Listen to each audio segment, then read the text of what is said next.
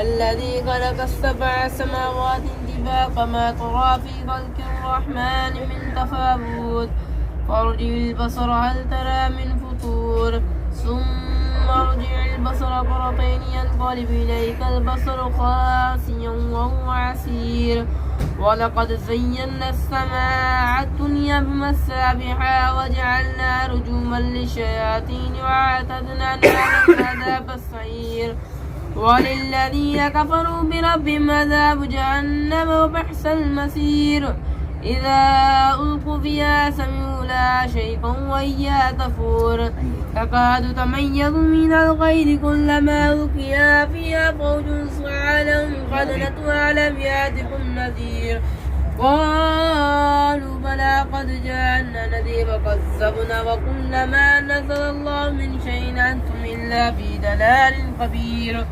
وقالوا لو كنا نسمع ونعقل ما كنا في أصحاب السعير واعترفوا بذنبهم فسوقا لأصحاب السعير إن الذين يخشون ربهم بالغيب لهم مغفرة وأجر كبير واسروا قولكم وجهروا به إنه عليم بذات الصدور ألا يعلم من خلق وهو اللطيف الخبير هو الذي جعل لكم الأرض ذلولا فامشوا في مناكبها وكلوا من رزقه وإليه النشور آمنتم من في السماء أن يخسف بكم الأرض فإذا هي تمور أم أمنتم من في السماء أن يرسل عليكم حاسبا فستعلمون كيف نذير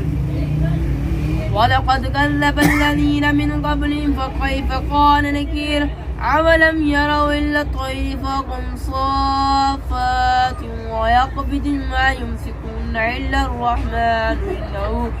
إنه بكل شيء بصير أمن هذا الذي وجند لكم ينصركم من دون الرحمن إن الكافرون إلا في غرور أمن هذا الذي يرزقكم إن أمسك رزقا بل لجوا في عتو ونفور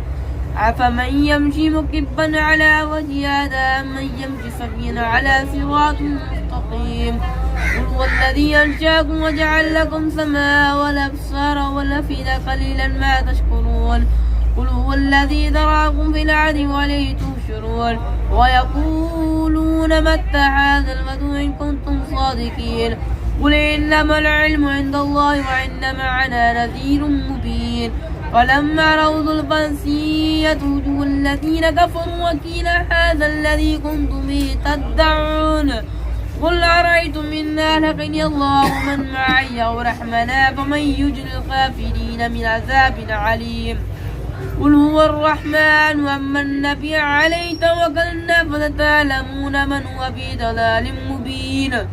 قل أرأيتم إن أسقى ماؤكم غورا ومن يأتكم بماء معين